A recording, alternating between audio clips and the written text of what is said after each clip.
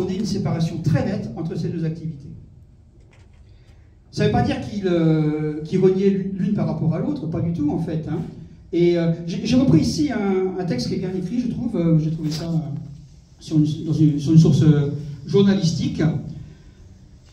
Donc ça, on a déjà dit, le maître a maintenu une séparation intraitable entre sa cosmologie physique, son modèle physique hein, de l'expansion de l'univers, et la théologie de la création. Ça, on l'a bien compris.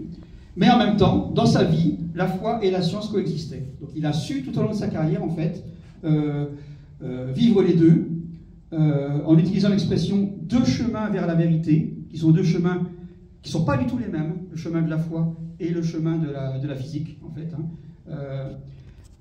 Un qui est celui de la science et l'autre qui est celui de la révélation. Le chemin de la science concerne les vérités relatives à l'univers physique, que l'on peut décrire par des théories, que l'on peut observer au télescope. Et le chemin de la révélation, pour les croyants, c'est celui qui conduit l'homme au salut. Donc on ne parle pas de la même chose. Et on avait déjà chez Galilée quelque chose de cet ordre-là, de la séparation.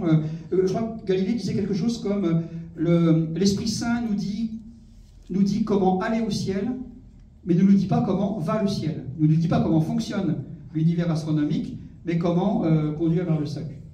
Donc le maître est vraiment dans cette idée-là, d'être à la fois un homme de science et un homme de foi, et de ne pas faire interférer ces deux activités. Alors, le maître a été nommé membre de l'Académie pontificale des sciences. Donc le maître côtoyait le pape, Pie XII à l'époque. Vous voyez, il était quelqu'un de très important dans la hiérarchie catholique, en même temps d'être un des plus grands physiciens de ce monde. Donc je pense que la tension entre science et foi, ça a été constant dans la vie de Georges Lemaître. Et justement, il y a un moment où Georges Lemaître a dû intervenir auprès du pape avec une efficacité relativement limitée, mais il est intervenu parce qu'il s'est rendu compte, en fait, Georges Lemaître, que Pie XII préparait un discours qui allait mettre en correspondance la théorie cosmologique de Lemaître avec le fiat lux de la Bible, le que la lumière soit. Et Lemaître est intervenu pour essayer de dissuader le pape de faire ça.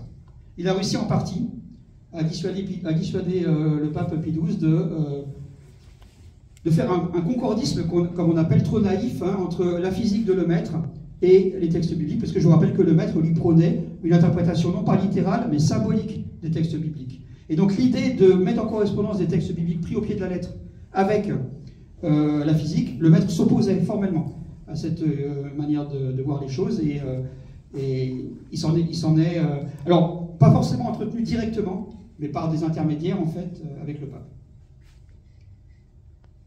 Donc ça aussi, hein, c'est...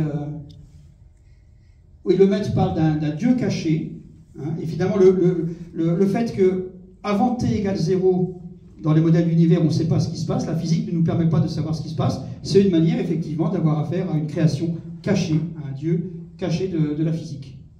L'activité divine est omniprésente et présente, et partout et essentiellement cachée, mais il ne pourra jamais être question de réduire l'être suprême au rang d'hypothèse scientifique. On ne parle pas de la même chose quand on parle d'hypothèse scientifique et quand on parle de foi, quand on parle de théologie. C'est vraiment ce que le maître a défendu. Sauf que le maître, eh ben,